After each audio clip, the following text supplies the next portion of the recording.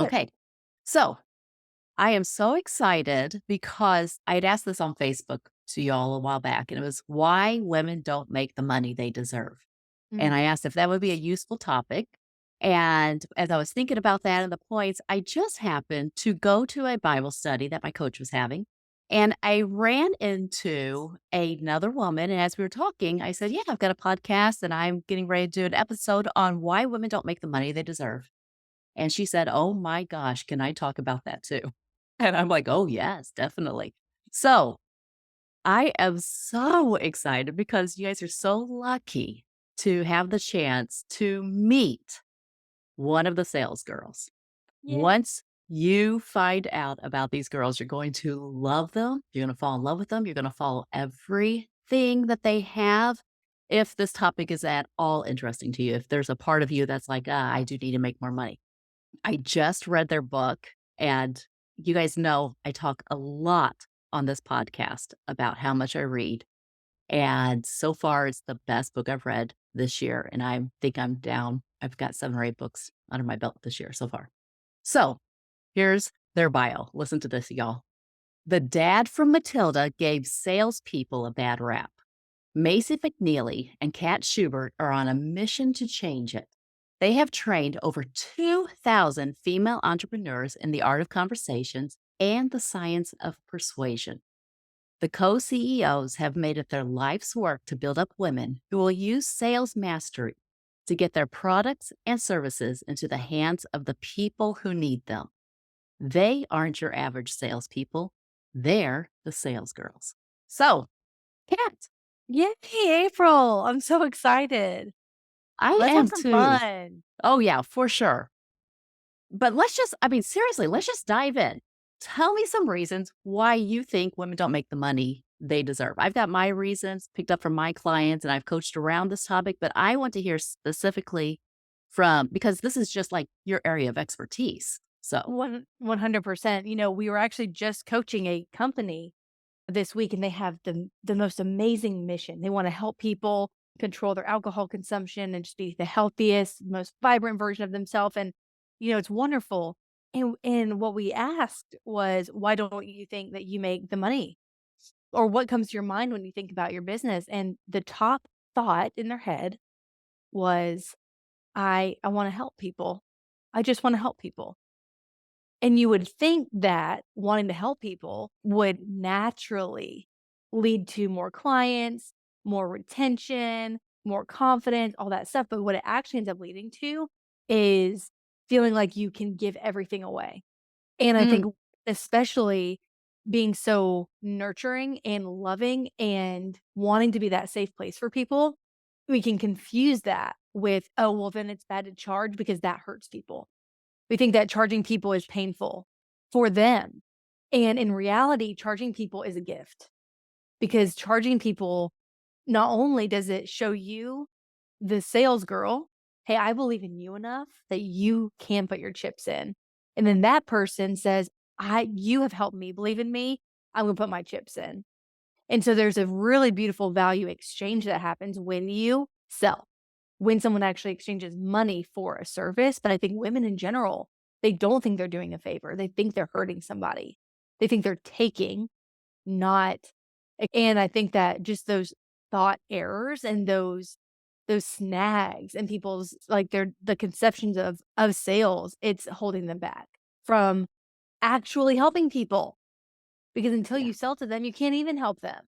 I know you might think you are by giving your coaching away for free or doing all this free stuff on the internet, but we all know what it's like to save a post and to never revisit it.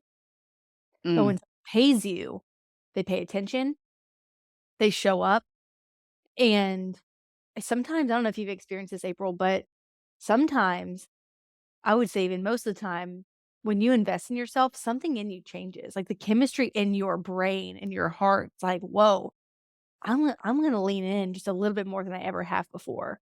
I'm gonna say this one last thing. Our coach, our business coach, oh, we share a coach. Yeah, Myron. yes. Yes. Hmm. He says something so powerful. He says, I don't need your money, but you need to write that check. And I think Yes. if more women could have that mindset of the power of investing in themselves, then they would make the money that they wanna make, they would make a bigger impact than they'd ever imagined, and that's what we want for people. We wanna create sales girls who are proud to charge and to receive. It's so good. There's that passage, that parable where it talks about the man who found a pearl of great price, and then he went and sold everything he had to buy Mm, that pearl. And I literally did not, I mean, conceptually, it's like I kind of, so I think I understand this. I think I understand this, but I really didn't. Not until I experienced the very first time of investing money into myself. And oh my gosh, it was so hard. Literally was. And I remember I had to get over so much to make, I think my very first investment was a $2,000 investment. But my thought was, I'm a life coach. I feel like God has shown me how to help people. And my very first investment was to learn how to help people by selling. Because if I that's awesome. couldn't, yeah, because if I couldn't overcome their objections, and I was so scared in this field, in this area, so scared to talk about it, so scared to talk about money, so scared to take somebody's money, so scared I might hurt them by taking their money, all the things that you just said. And when I'm like, no, this is this is a calling, and for me to take it seriously, I am going to invest in me, and then I am going to invest in any skills that I do not have that might prevent me from helping more people, is how I looked at it. And Good. ever since then, and I think this is why I'm so passionate about, the woman side of this, because we're such nurturers. I mean, like, every time that we change, every time that we invest in ourselves, we don't just help ourselves, impact our children's future, because we can't help but live out what we learn and our transformations and the ways we change. And when our children see that, it's like we're just giving them little bonuses in life ahead of time, things that That's we so didn't know we good. pass on. So, That is oh, so true. You get to be a living, breathing example instead of just the, "Here's what you should do. Here's what," like, "You work hard, you do this," but to be the woman, the mom, the leader who sets the tone and carries themselves, like, with so much belief because you did the work, right? Like, all those times that you invested changed you, and now that yeah, all the people who are gonna walk in your footsteps, they just get to see you transformed, which is such a gift. I love it. yeah, and it really, I think, okay, this is my theory. I feel like women struggle in this area more than men. What do you think? Oh, absolutely. Are you kidding? Selling specifically or just Yes, making money in or general? make Yes, both both. selling and making money. 2,000,000% because men by also nature, right? We're kinda naturally nurturing and naturally they wanna provide because of the way that society's been constructed, because of the way that I mean, it's just how the world has presented itself to, like, men and women. It's like and I'm all for that. I think that's great. Men feel the need to provide and everything, but for if you imagine if a woman was almost, like, expected to do it, then the thought would be, "Oh, this is what I do. This is who I am." Mm, There's an identity, and when you have an identity, your actions follow that, but the woman's identity is, like, care for people, love people, to all these things, and the the messaging around sales is not linked up with that yet, and that's the mission we're on is to show people, "Oh, no, no, no, no, this is the loving thing to do. This is persuading for good." And that's why we wrote the book, Persuade for Good, so that we can link this, nurturing, loving, like, I just want you to win so bad, whether it's your child or your client or prospect or your husband, whoever, like, you want it so bad for them that selling actually is the other piece to that that makes helps them step into transformation for themselves. so good. It's so good. Okay, so that book, y'all, Persuade for Good. I'm gonna make sure that there's a link in the show notes for you guys to get it. Super cheap. I think it's like $10. And it's a short read, but I just went through mine because I always buy Kindle versions when I can. I just went through mine and I had over 70 highlights in Wow. this book. And it was let me just pull up a couple of them because they are just so good. All right. Oh my goodness. Well, they're all too long. I was like, there's one point where I just highlighted the whole page. Hilarious. Oh, when you talk about pursuing your God given gift, and this is why it is non negotiable to focus your growth so that you do have the capacity and strength to sit with the burdens of others. Mhm. But when you work on changing your mindset around sales and around money to, this is like a necessary evil to Right. this is actually a good thing. Yeah. I just, when you were talking about being able to sit with the burdens of others, I cannot tell y'all how many times the only reason that I've been able to help a client, I'm thinking specifically about one where she came to me and she was exhausted and she could hardly get herself out of bed. And she just felt like she was failing at life on so many fronts. And what it came down to, she was trying so hard to be something that she wasn't because she was too afraid. She didn't think that she was capable doing the thing that the desire that God had put in her heart, which was to be a labor and delivery nurse. And because, like what you said, of being able to sit and have a conversation around money and not make it mean that I was stealing from her or taking advantage of her or doing her some harm. She invested in coaching. She uncovered this great desire to be a nurse. 4 years later, she is almost ready to graduate from college, having gone back to school when she was 40. Wow. So amazing. Almost ready to graduate. And it's changed her whole family's trajectory just because she had that belief. But the only way I knew I could build the belief in her, but I had to get over my own discomfort around topics like money. And money is yucky. Like money was the most important thing for this woman. If I would have gone in my old trail of thought, most important thing is for her to be able to keep the money that she has. And it's like, no, the most important thing is for her to live out her calling with confidence. And that's what I feel like God has put me on earth to do for other women. And therefore, the skill that I lack to be able to accomplish my calling is this being able to sell, being able to persuade. Just the title. If you guys just get the title, it's so worth it. To persuade for good. That's what sales is. Persuading for Oh my good. gosh, it's so good. That is so beautiful, and it blows my mind how we have fooled ourselves into thinking and hiding behind things like content in the Instagram posts and maybe even a podcast. Like, "Oh, I'm gonna do my best work and help people that way." But any type of content is the means to someone really leaning in because that woman's transformation was on the other side of a transaction. It Yes. was. She was all in, you were all in. It was actually a very pure exchange of, "This is my service for your desire, your problem solved, let's go. We're a team now," right? Whereas, Yes. just absorbing content is not. I don't know why I keep saying that. I just think that women specifically are like, "Oh, I'm gonna give, I'm gonna give, I'm gonna give." And that's just not always how it is. All right. So I know you and Macy work mostly with female entrepreneurs. Correct. Yep. How would you say, what is the importance of sales skills for a woman, maybe in her career, who is not a female entrepreneur? Oh, that's a great question. You know, one of our core beliefs is that sales skills are life skills. And that as long as, and what's so interesting about entrepreneurs is they have created something, they represent their brand, and so they can very easily make things about their offer, right? Mm, Their product.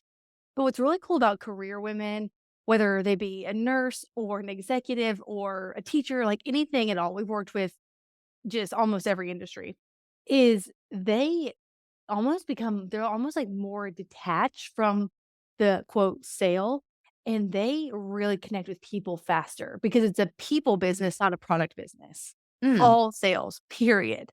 So when someone's in their career and they can take sales skills, be a sales girl, and connect with their management team, or they can talk to their boss about a promotion, or they can confront someone that they're having a challenge with in the sales girl way, in the persuade for good way. We actually find that they have incredible success, and I'll tell you a story.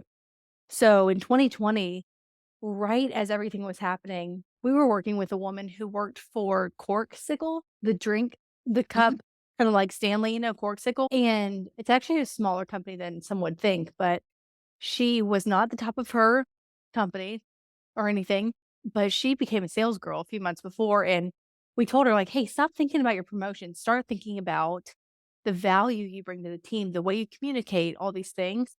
And when COVID happened, like, 2 of her bosses were fired and she got promoted Oh my gosh. because people saw her as a leader, someone who was stable, someone who did bring value and push the company forward in the best way. And so I love a career woman who can persuade for good. Absolutely. Because not only do those people make the company lighter and more efficient and more productive, but they also make them more money because Absolutely. they have the skill to sell the product, sell the team, motivate the sales team. It's all one skill. It's amazing. Does that answer your question? It really, really does because I just love how you keep on coming back to sales skills or life skills.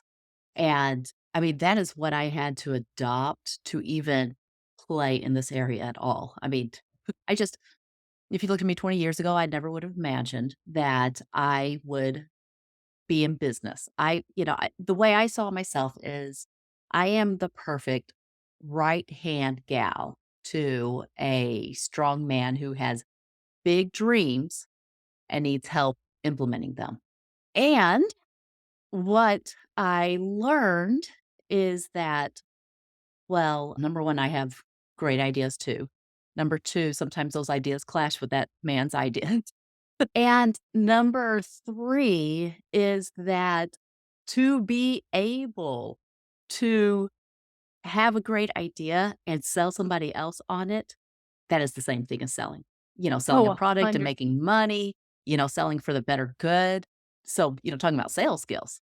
Because I think a lot of times we have some of these skills and we're just not connecting the dots. I mean, you know, Oh, 100, that is, very true. I would love to yeah. hear more thoughts. What Yeah, else do well, you we're yeah, talking please. our kids into doing things and we don't realize that we have an ability to, yeah, or other people or sell them on a vacation. I remember when met my husband in college. And, oh my gosh, I just thought he was the cutest thing in the world. But the way I told my kids it happened was I chased him until he caught me. Oh, Like, funny. I just made myself available to be noticed and, paid attention to, those things. But I didn't catch him. He caught me. I just had to make myself available. And I think, this is I'd love to hear your thoughts about maybe that balance of, like a lot of people think, well, sales is like me just showing up on social media and posting encouraging things. And then people will eventually, if they need something, then they'll contact me. Oh, What do oh, you say to that? Because that oh my doesn't gosh. work. What I have to say to that is if you are not persuading, you are waiting.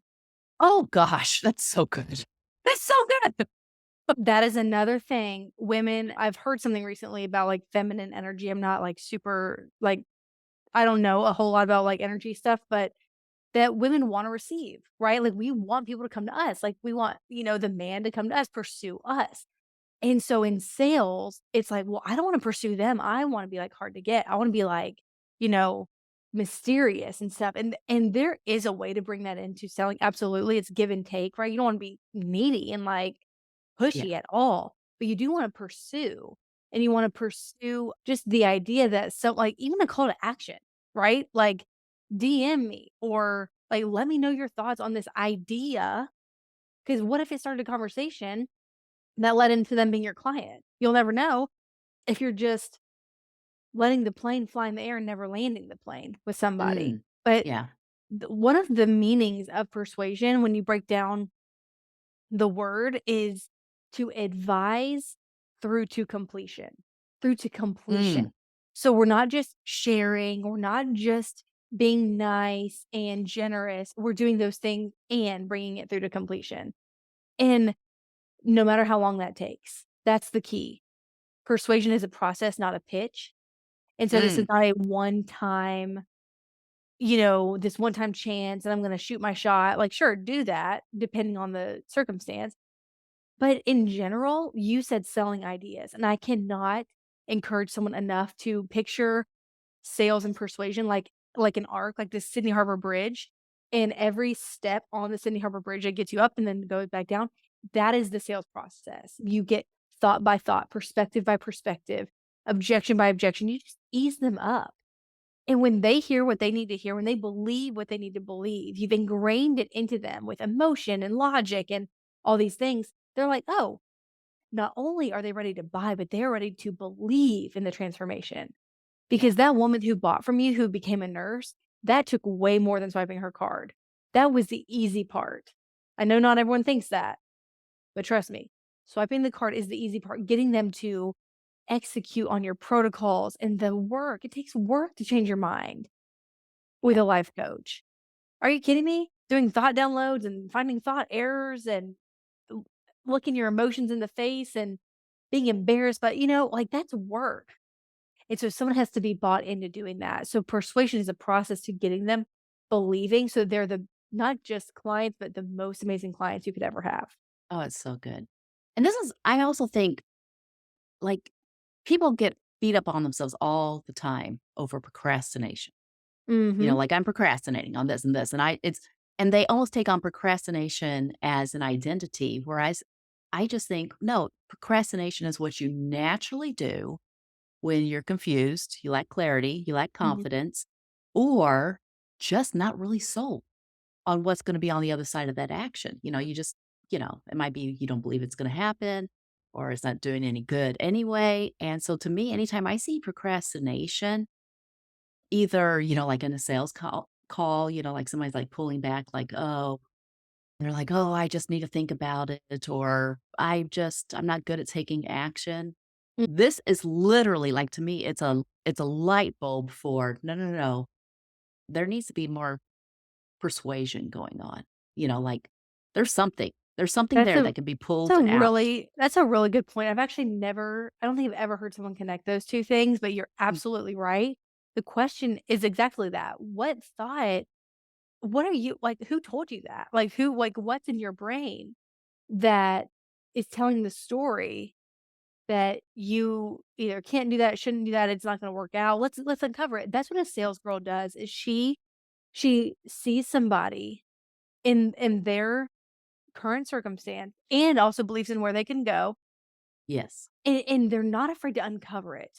They're not afraid to uncover some of that ugly stuff that we just deal with, right? Like, "Hey, tell me more about tell me more. What do you mean by you can't follow through? What do you mean by you're scared?" Right? We make these assumptions about people, but what if you just uncovered it and you weren't What? afraid that they said, "Well, I don't know if coaches work." Like, what if you weren't afraid of that? You could be steady and sure, a safe place for them, right? Carry that burden with them and it not take you down. So then you absolutely can have that leverage to take that blow of whatever they have to say and then redirect their mind where it needs to go. Again, I'm just going to reiterate, sales skills are life skills. And this is why I wanted to have you on because I'm pretty sure that you guys have a very systematic way of pointing out the things to overcome the most quickly to get the fastest results. It's such a fascinating about, well, you said it in the book. We're dealing with, the laws of God and the laws of nature. And I forget what that third thing was. You remember what you said on that? Yeah, there's Kind of. human nature, laws of nature, and God, like the 3 things that never change. Yes, that. Mhm. Mhm. Right. The laws of nature, human nature, and God. Those 3 things never change. And when you start studying sales, and thinking of sales as a life skill, you realize, "Oh my goodness, it just works."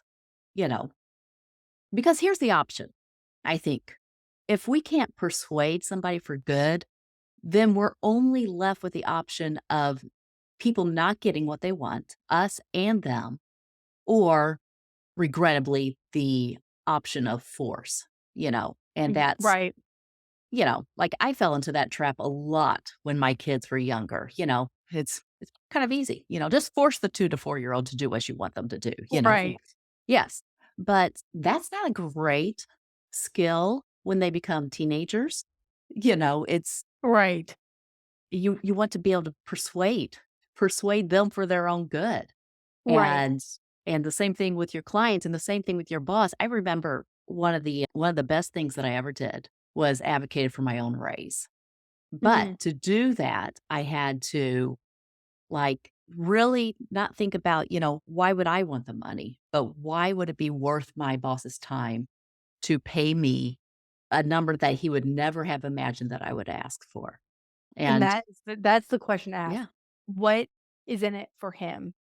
yeah, What is in it for him? That is, like, the crux of sales.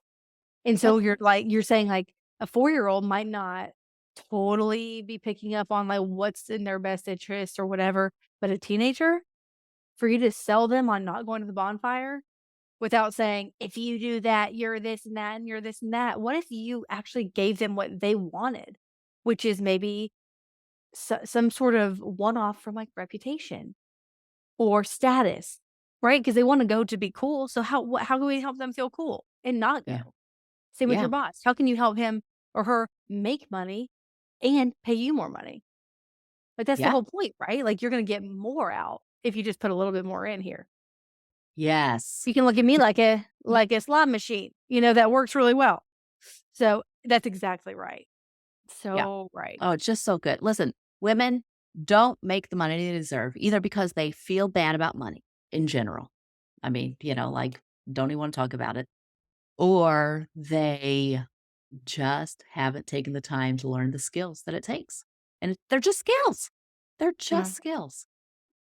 Yeah. 100%. And it occurred to me after you said something really brilliant that when people are afraid to ask for money or they think they're taking money and, like, you can't serve God in the bank, that line in scripture, it's interesting how the people who are the most scared to ask for money or for the sale are also the ones who have the most hang-ups in their mind about money in general. So, like, they're so attached to it, like, holding on to their money that they can't even ask for it. But if you Mm, look at yourself like this free-flowing stream, it comes in, it goes out, it comes in, it goes out. Your hands are open, you realize it's not yours anyway. It's like it's so that you can invest in yourself. It's so that you can, be generous. It's so that you can give your family the life that they want. It's like in and then out. It's not about, like, the attachment or hoarding of it, right? It's not about oh, serving yeah. money. It's about it being a part of the flow of your life, just like blood is part of the flow of your heartbeat, right? Yeah. Like, you Oh, can get yeah. a blood bank and your heart pumps blood through your body and anyone can go to the blood they can get the right kind of blood exchange. It's the same with money. There's a bank of money.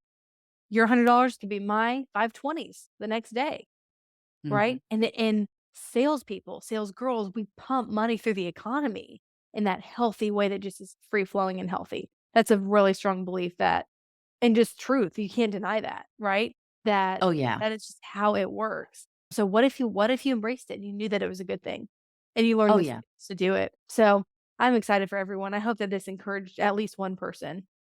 I hope so too. Yeah, the way I look at it is that, listen, we have so much time, we have so much energy, we have so much money. And these are just like little assets that we have that we can then exchange for other assets that we would like, so they're little investments. So, sometimes you can spend money to save time. Sometimes, if you have no money, you can spend a lot of your time to learn how to make money. And then, if you have limited energy, then you can spend money or time. They just all play together. The goal is not to, like you said, we don't, the money's not there to hang on to the money. The money is there just because it's just a useful tool to exchange for the other things that we want in life. Like I heard somebody say, when you really, really get down to the base of everything, the answer to all of our problems is either love or money, Mm, as in unconditional love solves so much. And Money solves the things that unconditional love cannot, like actually putting food in somebody's mouth, putting a roof over their head. And and money cannot solve a love problem. Love can't really solve a money problem. Well, they can work together a little bit. But I guess at the end of the day, money is just one little thing that you can trade besides your energy, your time, your attention, you know, to fulfill God's calling for your life, to help other people. Like you said, that example of the company that helps people who are over drinking, did you say? They want control over their alcohol, yep. Yes. Oh my gosh. I mean, it's just that is a wonderful mission. Mhm. And to be able to sell that and sell it without being shy about it, without being feeling guilty or nervous or all those things, but just 100%. confidently, like, this 100%. is just listen, you all, when it boils down to it, I'm gonna say it one more time. Sales skills are life skills, and it's all about mastering, understanding, like, who God really is and the laws of human nature and the laws of nature. I mean, you should read the book. If nothing else, after you listen to this podcast, you should read the book just to have your mind rethinking about some things that maybe you've never thought of before. I've spent, oh, I don't know, 4 or 5 years specifically working in this. This is why I hired Myron specifically, was because I'm like, I know that I needed to work my mind even stronger in this area so that I could help other people, other women. Because I've got 2 clients right now that are working on their confidence because they know they are making less money than they should. And they know that it was a confidence thing. And so, yeah, but there's 2 parts to this. It's not just the confidence, it's also the skills. So, you always want to keep that in mind. And if you are a person that knows you do need to build up the skills, you guys run a challenge, don't you? We do. It's called the Okay. Sell Your Offer Challenge. So if someone wanted to look into that, they could go to sellyourofferchallenge.com Okay. and look into that, and we could work together in that capacity because we coach people who sign up for a whole week off Mm, on their, whether it's thoughts or sometimes even strategy, and it's great to help so many people. yeah. I'll make sure that that link is in the notes too, you guys, so that you can find Awesome. that. So, any final thoughts, Kat, before we let these women go? I'm honestly, I'm so encouraged and I'm so excited for the future of women in business, in their homes, who know that their communication can change lives. Yeah. And persuasion is a good thing when you have the heart and the intent of making lives better. You're unstoppable. Absolutely unstoppable. Yes. Yes. When you truly believe that you are here for a reason, you're confident who you are, whose you are, your relationship with God and why you're still here, then it really just becomes a matter of picking up life skills like sales to further amplify the amount of good that you can do in the world. So, 2,000,000%, April. yeah. Well said. So, All thank you right. for having me. Oh, it has been so much fun. I've wanted to just keep on talking forever and ever and ever, but I would like to say I'll be back. oh, The yeah. Salesgirls will be back. Ooh, yes, definitely. Definitely. All right, y'all. I'm going to end this and we'll talk to you next week.